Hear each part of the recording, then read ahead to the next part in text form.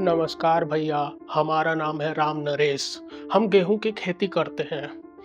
अब हर बार की तरह इस बार भी हमको यही डर सता रहा है कि अगर गेहूं के दाम गिर गए तो भैया हम अपने बच्चन की फीस कैसे भरेंगे। ये जो ट्रैक्टरवा हमने लोन पे लेके रखा है उसका ब्याज कैसे भरेंगे। भैया भगवान से मनाना कुछ भी हो जाए, गेहूं के दाम ना घटे, हम ताकि सही से रह पाएं। I can feel the blood creeping up from the heathens. Got will, got fight, got pride, got reason. If they wanna go eat, then you know I'm gon' feed them. If you're coming for me, hope you're ready for a demon. I got eyes in the back of my head, I'm seeing. Take me for granted and you know I'm leaving. I'ma take what's mine with the webs I'm weaving. I could take this crowd from seeing to believing. Got a taste for blood and my tongue keeps bleeding. From the words I spit, so sharp, so freezing. So cold, behold, frostbite they feeling. I could tear you apart or I could go heal them. Don't believe in fate, don't believe. Hello Shiva. Now I want you to get on the job ASAP. Please make sure no trouble like the last quarter. I want you to procure the prices of the wheat right now. This is a high priority job. Get on it. ओ हाय, मेरा नाम रोहित राज है। मैं इस देश के सबसे बड़े biscuit makers company का सीईओ हूँ। लास्ट क्वार्टर हमारे लिए बहुत बुरा गया। हमारे शेयर प्राइस 10% तक ड्रॉप हो गए। और गलती क्या थी? हमने सही प्राइसेस पर व्हीट के प्राइस को फिक्स नहीं किया था। अचानक से मार्केट में व्हीट के प्राइस बढ़ गए और हमारे profit margin write down the bottom चले गए, जिसकी वजह से शेयर होल्डर से मुझे काफ़ी सुनना पड़ा। इस बार मैं ये रिस्क नहीं लूँगा। मुझे इसी बार व्हीट के प्राइस फिक्स करने पड़ेंगे। दोस्तों, कैसा रहेगा अगर दोनों ही पार्टीज आज ही गेहूं के कीमत को फिक्स कर लें, ताकि किसान और कंपनी के सीईओ दोनों का डर खत्म हो जाए। क्या ऐसा कोई कॉन्ट्रैक्ट है? जी हाँ, इसीलिए हम बात कर रहे हैं फ्यूचर एंड फॉरवर्ड की, जो इस वीडियो में हम चर्चा करेंगे।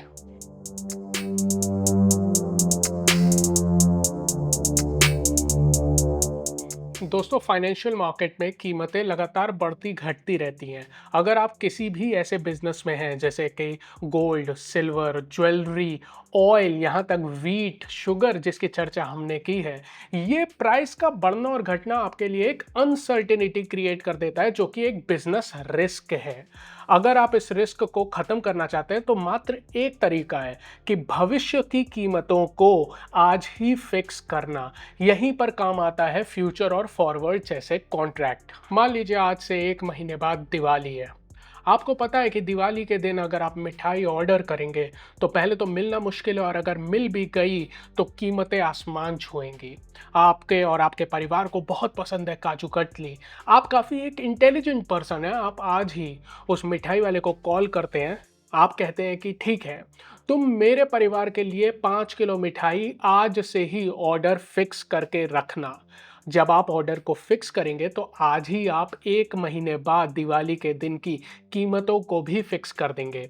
इससे आपको ये फ़ायदा है कि दिवाली के समय जो कीमतें बढ़ने वाली होंगी, आप उसके रिस्क से बच जाएंगे, जबकि आपके मिठाई वाले को ये फ़ायदा है कि उसको आज के आज ऑर्डर मिल जाएगा। और मान लीजिए किसी भी कारणवश अगर कीमतें गिर जाती हैं, मान लीजिए लॉकडाउन हो गया फिर से, तो ये खतरा हमेशा बना रहता है, तो मिठाई की कीमतें भी गिर सकती हैं। तो वो भी गिरते हुए मिठाई की कीमतों के रिस्क से बढ़ जाता है। दोनों ही पार्टी को आज कीमत फिक्स करने में फायदा होता है। यही एग्रीमेंट, यही कॉन्ट्रैक्ट एक फॉरवर्ड कहलाता है। फॉरवर्ड कुछ नहीं होता है, एक तरह का प्रॉमिस होता है जो दो इंडिविजुअल पर्सन आपस में एक दूसरे से करते हैं। जैसे हम और आप अगर कोई समझौता कर लें भविष्य को लेके कि आप मेरे 5 वीडियो देखेंगे और उसके बाद 5 वीडियो के बाद आप मेरे चैनल को सब्सक्राइब करेंगे, ये एक भविष्य का समझौता है। मैंने 5 वीडियो अभी अपलोड नहीं किए हैं, मैं आगे जाके अपलोड करूंगा। उनको देखने के बाद आप सब्सक्राइब करेंगे। अगर हम ये एग्रीमेंट कर लें, ये भी एक फॉरवर्ड एग्रीमेंट कहलाएगा। तो बहुत ही सिंपल है, इसमें कोई भी कॉम्प्लिकेशन नहीं है। हम अपने डेली लाइफ में, रोज़मर्रा की ज़िंदगी में इसको देखते हैं। बड़ा सवाल है कि ठीक है, फॉरवर्ड हम समझ गए, आप भविष्य की कीमतों को आज ही फिक्स कर रहे हो। जिस तरह से आप कोई भी एग्रीमेंट या कॉन्ट्रैक्ट करेंगे, सिर्फ आप कीमतों को फिक्स नहीं करेंगे, आप ये भी फिक्स करेंगे कि किस चीज़ का संविदा, किस चीज़ की कॉन्ट्रैक्ट आप कर रहे हैं। मिठाई की है तो एग्जैक्टली कौन सी मिठाई की कॉन्ट्रैक्ट है, काजू कतली अलग है और लड्डू अलग है। तो आपको क्लियरली बताना पड़ेगा कि हम किस चीज़ का समझौता यहाँ पर कर रहे हैं, किस तारीख को डिलीवर कर रहे हैं। इस चीज़ को कहते हैं टेक्निकल वर्ड में एक्सपायरी। और जिस चीज़ का भी आप कॉन्ट्रैक्ट कर रहे हैं, जैसे हमारे केस में मान लीजिए हमने मिठाई का किया, तो मिठाई कहलाएगी अंडरलाइन, ये कहलाता है फॉरवर्ड। दूसरा सवाल है फॉरवर्ड और फ्यूचर में फिर अंतर क्या है। बहुत ही मामूली अंतर है। फॉरवर्ड हमारे और आपके यानी दो पक्षों के बीच में एक प्राइवेट कॉन्ट्रैक्ट होता है, जबकि अगर आप फ्यूचर की बात करें, फ्यूचर एक तरह से एक्सचेंज पर ट्रेड होता है। आप जानते हो भारत में दो मुख्य एक्सचेंज हैं, जिसमें एनएसई और बीएसई है। अगर आप एनएसई और बीएसई के माध्यम से इस कॉन्ट्रैक्ट को करेंगे, फॉरवर्ड कॉन्ट्रैक्ट को एनएसई और बीएसई के माध्यम से करेंगे, तो ये फ्यूचर कहलाएगा। इसमें एक फ़ायदा रहता है, क्योंकि फ्यूचर जो कॉन्ट्रैक्ट होता है वो एक्सचेंज पे ट्रेड होता है। तो इसका फ़ायदा ये है कि यहाँ पर डिफ़ॉल्ट नहीं होता। डिफ़ॉल्ट से मेरा मतलब है कि एक पक्षकार ऐसा नहीं कहेगा कि अब मैं इस समझौते को पूरा नहीं करूँगा। यानी देखिए, अगर आप पर्सनली मान लीजिए किसी मिठाई वाले से कॉन्ट्रैक्ट करते हैं, तो आपका खतरा क्या बन जाता है।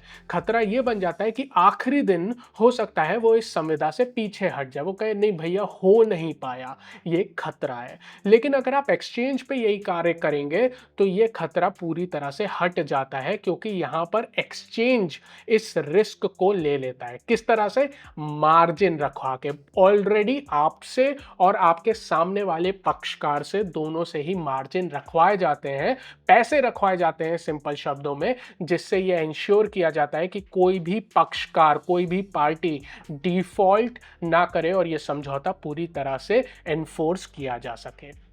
दोस्तों आइए फ्यूचर और फॉरवर्ड की कुछ और गहराई में जाते हैं। अभी तक आप समझ चुके हैं कि फॉरवर्ड क्या है और फ्यूचर क्या है। फॉरवर्ड होता है अगर आप आज के तारीख में भविष्य की किसी भी चीज़ की कीमत को फिक्स करना चाहते हैं, वो फॉरवर्ड है, बिल्कुल क्लियर है। लेकिन फॉरवर्ड में कुछ खतरे थे कि दूसरा पक्षकार अगर डिफ़ॉल्ट कर गया तो आप कहाँ जाएंगे, कोई सुनवाई नहीं है। इसीलिए आया फ्यूचर्स। फ्यूचर बस उस तरह के फॉरवर्ड कॉन्ट्रैक्ट होते हैं जो कि एक्सचेंज पर ट्रेड करते हैं, और भारत में मुख्यतः दो एक्सचेंजेस हैं, बीएसई और एनएसई, जो आपको पता है। और अगर आप डिटेल में जाएंगे, फॉरवर्ड जो होता है, अगर आप यहाँ पर अंतर देखेंगे जो मैं आपके सामने पीपीटी में बिल्कुल क्लियर कट दिखा रहा हूँ, देखिएगा। अगर आप कॉन्ट्रैक्ट स्पेसिफिकेशन की बात करेंगे, इसका मतलब क्या है। देखिए, कोई भी आप कॉन्ट्रैक्ट करोगे तो सारी चीज़ें कॉन्ट्रैक्ट में लिखित रूप में आपको मिलेंगी ना। सिर्फ ये नहीं लिखा रहेगा कि कीमत कितनी है, किस चीज़ का कॉन्ट्रैक्ट है, कब तक ये कॉन्ट्रैक्ट चालू रहेगा और किस तरह की डिलीवरी आपको करनी पड़ेगी, सारी चीज़ें उसमें लिखित में मिलेंगी। अगर आप फॉरवर्ड कॉन्ट्रैक्ट कर रहे हैं, क्योंकि ये दो पक्षों के बीच का कॉन्ट्रैक्ट है, हमारे और आपके बीच का कॉन्ट्रैक्ट है, इसमें फ्लेक्सिबिलिटी ज़्यादा होती है। मैं शायद आपसे कह सकता हूँ कि देखिए 2 महीना छोड़ के 5 महीने के कॉन्ट्रैक्ट कर लो। आप कहोगे 5 महीने की जगह 1 ही महीने का कॉन्ट्रैक्ट कर लो। हम लोग इसकी तारीख बदल सकते हैं, हम लोग किस चीज़ का कॉन्ट्रैक्ट कर रहे हैं वो बदल सकते हैं, उसकी क्वालिटी बदल सकते हैं, सारी चीज़ें बदल सकते हैं। तो ये फॉरवर्ड कॉन्ट्रैक्ट क्योंकि दो पक्षों के बीच का है, तो हम और आप बात करके इसमें चीज़ों को बदल कर सकते हैं।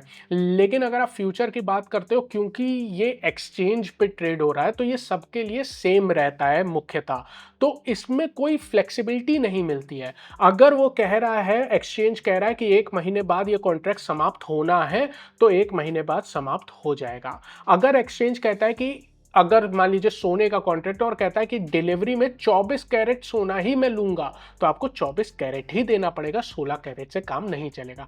तो बेसिकली यहाँ पे रिजिडिटी थोड़ी रहती है, लेकिन इस रिजिडिटी को आप एक्सेप्ट क्यों करते हैं? क्योंकि यहाँ पर कोई काउंटर पार्टी रिस्क नहीं है, कोई डिफॉल्ट की रिस्क नहीं है। एक बहुत ज़्यादा इंपॉर्टेंट बेनिफिट है फ्यूचर कॉन्ट्रैक्ट का कि आपको लिक्विडिटी काफ़ी अच्छी मिल जाती है। लिक्विडिटी का मतलब क्या है? मान लीजिए हमने पहले ही एग्जाम्पल में देखा, हमने गेहूं की बात की, तो पहले कंपनी किसान को खोजेगी, फिर देखेगी कि यार ये किसान क्या इतनी क्वांटिटी में हमें सामान दे पाएगा जितना हमें चाहिए। और ज़्यादातर ऐसे केसेस में नहीं होता, इसीलिए किसी भी कंपनी को बहुत सारे किसानों से और बहुत बड़े बड़े किसानों से इस तरह के कॉन्ट्रैक्ट करने रहते हैं। तो लिक्विडिटी का इश्यू है, आपको खोजना पड़ेगा कि क्या ये व्यक्ति कॉन्ट्रैक्ट कर पाएगा, क्या ये डिलीवरी कर पाएगा। लेकिन अगर आप एक्सचेंज के माध्यम से फ्यूचर कॉन्ट्रैक्ट कर रहे हो, तो क्योंकि एक्सचेंज के माध्यम से है तो इतने ज़्यादा लोग यहाँ पर ट्रेड करते हैं कि आपको लिक्विडिटी का कोई खतरा नहीं आता है। और क्योंकि लिक्विडिटी का खतरा नहीं आता है तो यहाँ पर प्राइस डिस्कवरी काफ़ी अच्छी हो जाती है। मान लीजिए अगर हम और आप किसी भी सामान की कीमत निकालने का प्रयास करें तो हो सकता है कि कीमत सही ना निकले, क्योंकि हो सकता है किसी व्यक्ति को जानकारी कम हो, किसी व्यक्ति को जानकारी ज़्यादा हो, तो कीमत सही नहीं निकलेगी। लेकिन अगर वो पूरे मार्केट में, सारा मार्केट मिलके उसकी कीमत को तय कर रहा है तो उसकी कीमत बिल्कुल सही निकलेगी। इसलिए फ्यूचर कॉन्ट्रैक्ट में प्राइस डिस्कवरी सबसे ज़्यादा बेहतरीन होती है। तो आप देख सकते हैं कि फ्यूचर का एक्चुअली में बहुत ज़्यादा एडवांटेज होता है, स्पेशली अगर आप एक कॉमन पर्सन है, कॉमन सिटीजन है। अब मैं आपको कुछ और बेसिक और कुछ स्पेसिफिक चीज़ें ज़रूर बताना चाहूँगा, वो है कॉन्ट्रैक्ट स्पेसिफिकेशन। जैसे मैंने कहा कि फ्यूचर या फॉरवर्ड जो दोनों ही चीज़ें हैं वो एक कॉन्ट्रैक्ट है, हिंदी में इसको बोलते हैं संविदा, कॉन्ट्रैक्ट है। तो कॉन्ट्रैक्ट जब भी आप करते हो, जैसे मैंने कहा कि सारी चीज़ें पहले से ही डेफिनेट होती हैं, सारी चीज़ें पहले तय हो जाती हैं। इसमें क्या क्या तय होता है देखिएगा, यहाँ पे टेक्निकल शब्द है अंडरलाइंग। अंडरलाइंग का सिंपल मतलब है कि आप किस चीज़ की कॉन्ट्रैक्ट कर रहे हैं। अगर आप फ्यूचर कॉन्ट्रैक्ट कर रहे हैं तो किस चीज़ का फ्यूचर कॉन्ट्रैक्ट है। जैसे हमारे केस में हम किस चीज़ का कर रहे थे, गेहूं का कर रहे थे, तो गेहूं क्या कहलाएगा, उसको वीट ना कह के, गेहूं ना कह के, टेक्निकल परिभाषा में फाइनेंशियल बंदा कहेगा अंडरलाइंग। तो यहां पर गेहूं अंडरलाइन है। अगर आप सोने का फ्यूचर कॉन्ट्रैक्ट करोगे तो अंडरलाइन क्या होगा, सोना हो जाएगा। रिलायंस का करोगे तो अंडरलाइन रिलायंस हो जाएगी। तो जिस चीज का भी आप कॉन्ट्रैक्ट कर रहे हो वो कहलाएगा अंडरलाइन। यहां पे एक चीज होती है कॉन्ट्रैक्ट मल्टीप्लायर। हो सकता है आपने ये सुना हो, निफ्टी में एक लॉट में 75 है। ये होता है, देखिए जैसे मैं आपको एक उदाहरण देता हूं, अगर आप कोई शेयर खरीदना चाहते हैं तो आप एक शेयर भी खरीद सकते हैं। उदाहरण के तौर पे मान लीजिए आप रिलायंस का शेयर खरीदना चाहते हैं, तो क्या आप रिलायंस का एक शेयर खरीद सकते हैं? आंसर है हाँ, बिल्कुल आप रिलायंस का एक शेयर खरीद सकते हैं। लेकिन अगर आप रिलायंस का कॉन्ट्रैक्ट करना चाहते हैं, फ्यूचर या फॉरवर्ड, तो वो सिर्फ एक शेयर का कॉन्ट्रैक्ट नहीं होगा, उसमें मल्टीपल शेयर रहेंगे। असलियत में रिलायंस के केस में 250 रहते हैं, लेकिन ये बदल जाता है। निफ्टी के केस में 75 है, बैंक निफ्टी के केस में कुछ और है। तो जो भी अंडरलाइंग होती है उसमें कितने शेयर इंक्लूडेड रहेंगे, कितने आइटम इंक्लूडेड रहेंगे, वो उस पर निर्भर करता है। और ये चीज़ कहलाती है कॉन्ट्रैक्ट मल्टीप्लायर या कॉन्ट्रैक्ट साइज। इसका बेस्ट उदाहरण मैं आपको दे सकता हूँ कि अगर मान लीजिए आप मार्केट में जाते हो और पार्ले जी का बिस्किट खरीदने जा रहे हैं, तो क्या आप दुकानदार से ये कह सकते हैं कि मुझे एक पार्ले जी का बिस्किट दे दो? वो कहेगा नहीं, एक तो नहीं मिलता है, पूरा पैकेट ले लो। एक पैकेट में कम से कम 10 बिस्किट रहेंगे, 10 से कम बिस्किट आप नहीं खरीद सकते। तो क्योंकि एक पैकेट में 10 बिस्किट है, यही उसका कॉन्ट्रैक्ट मल्टीप्लायर कहलाएगा। फ्यूचर में यही कंसेप्ट लागू होता है। अब देखिएगा, दूसरा बहुत इंपॉर्टेंट कंसेप्ट है एक्सपायरेशन डेट। जैसे मैंने कहा ये कॉन्ट्रैक्ट है, क्या आपने ऐसा कभी कोई कॉन्ट्रैक्ट सुना है जो जीवन भर चले? नहीं, हर एक कॉन्ट्रैक्ट की समय सीमा होती है। तो जब भी ये कॉन्ट्रैक्ट समाप्त हो जाएगा, जिस भी दिन ये समाप्त हो जाएगा, वो कहलाएगा उसका एक्सपायरेशन डेट। मान लीजिए आपने एक कॉन्ट्रैक्ट की संविदा की थी, हमने ये बात कही थी कि दिवाली के दिन मिठाई मुझे चाहिए, तो दिवाली के दिन उस मिठाई की डिलीवरी होगी और दिवाली के दिन आप उस मिठाई वाले को पैसे दोगे। दिवाली के बाद वो कॉन्ट्रैक्ट का कोई एग्जिस्टेंस नहीं रहेगा, तो दिवाली का दिन उसके लिए एक एक्सपायरेशन डेट कहलाएगी। टिक साइज होता है कि मिनिमम कितने रुपए से आपका कॉन्ट्रैक्ट ऊपर या नीचे जा सकता है। एक्सचेंजेस पे लगभग ये 5 पैसे होता है। सेटलमेंट प्राइस क्या होती है? जिस भी कीमत पर फाइनली ये कॉन्ट्रैक्ट समाप्त हो रहा है। देखिएगा, कोई भी चीज हर दिन ऊपर नीचे जाती है वो कहलाता है डेली सेटलमेंट प्राइस, यानी उस दिन में कितने रुपए पे वो कॉन्ट्रैक्ट बंद हो रहा है, वो कहलाता है डेली सेटलमेंट प्राइस। लेकिन एक्सपायरी के दिन उसकी कितनी कीमत है, वो कहलाता है फाइनल सेटलमेंट प्राइस। ये है कुछ कॉन्ट्रैक्ट स्पेसिफिकेशन। ये चीजें देखिए, आज हमने ना मोटे मोटे तौर पर फ्यूचर और फॉरवर्ड को यहां पर चर्चा की है, लेकिन ये कंसेप्ट इतना डिटेल्ड है कि इस पे हम लोग जब एनवीएफए में बात करते हैं तो इसके ऊपर मल्टीपल लेक्चर लेते हैं। फ्यूचर बात करते हैं, डेरिवेटिव बात करते हैं, ऑप्शंस की बात करते हैं, और इतनी गहराई में बात करते हैं ना कि ये चीजें मतलब आपके पूरे खून में चली जाएंगी। आप समझ जाओगे कि यार फ्यूचर क्या होता है, फॉरवर्ड क्या होता है। आज इस छोटे से वीडियो के माध्यम से मैं आपको एक एग्जांपल देना चाहता था कि किस तरह से आप इन चीजों को इंट्यूटिवली, बिना रटे, बिना टेंशन लिए कैसे आप समझ सकते हैं। इस तरह के अगर आप और बेहतरीन वीडियो चाहते हैं तो आपको क्या करना है, चैनल को सब्सक्राइब करना है। हो सकता है अगले हफ्ते हम फिर से और ज्यादा कोई इंपॉर्टेंट टॉपिक लाएं, शायद ऑप्शंस की बात भी हम कर सकते हैं। बहुत कुछ है फाइनेंस में समझने के लिए, तो कृपया करके चैनल को सब्सक्राइब करें। This is the best platform जहां पे आपको इस तरह की इंफॉर्मेशन मिलेगी। Take care. कोई क्वेश्चन है तो कमेंट सेक्शन में डाल दें।